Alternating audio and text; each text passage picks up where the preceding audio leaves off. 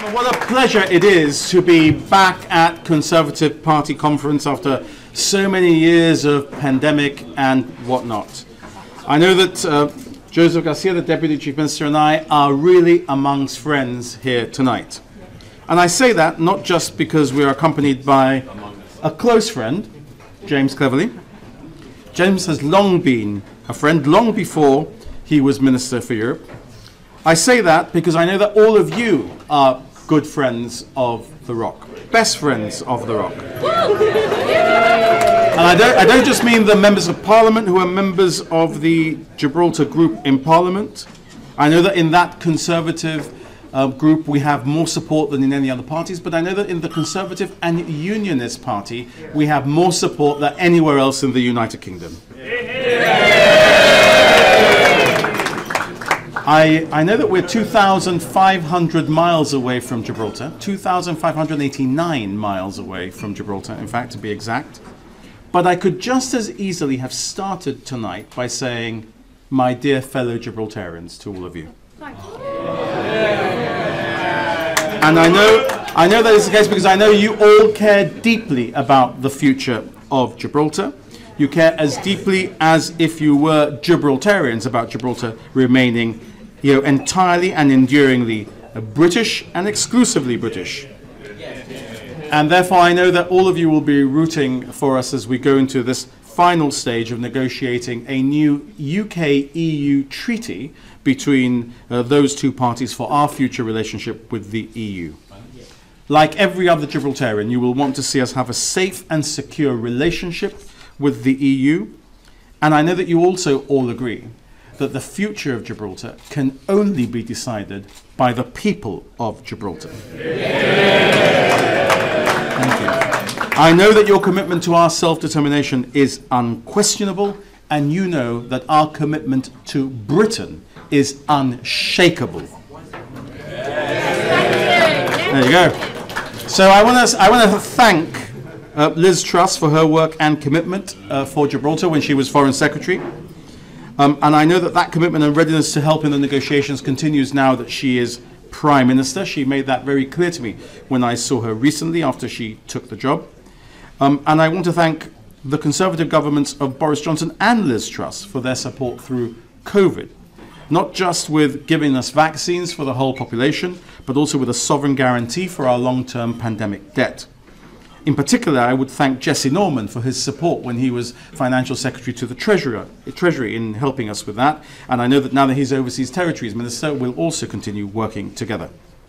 Now, the biggest thanks I have to give to Liz Truss is for appointing the former Minister for Europe as the Foreign Secretary. Because, you see,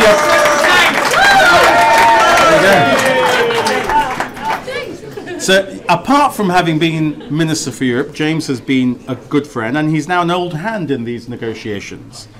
Having worked with him for some time when he was Minister for Europe, I can tell you he's exactly the man for the moment, and given the stage that we're at. And I know that he'll have a great right-hand man in Leo Doherty as well as Minister for Europe, who is doing his job with such gusto that he's not here tonight, he is somewhere in Europe.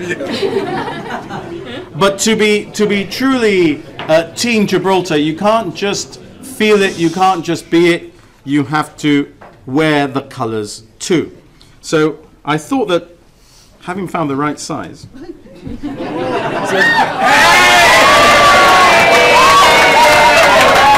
Gibraltar Football Association shirt.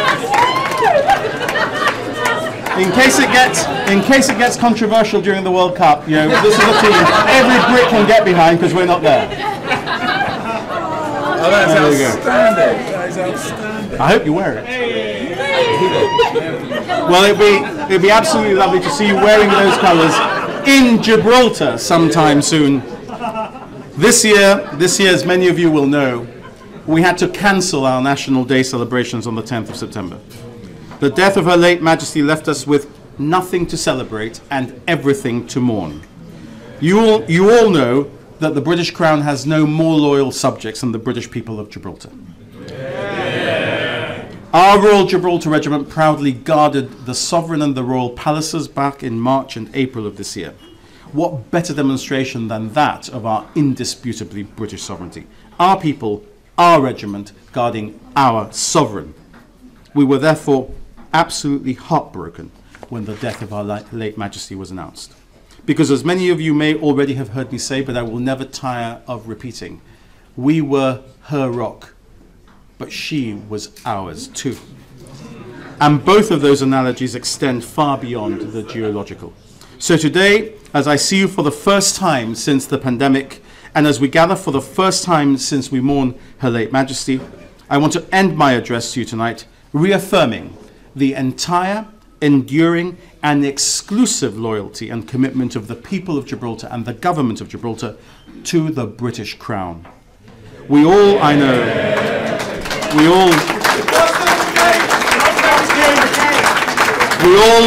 all, I know, wish and pray that our beloved Queen Elizabeth shall rest in eternal peace.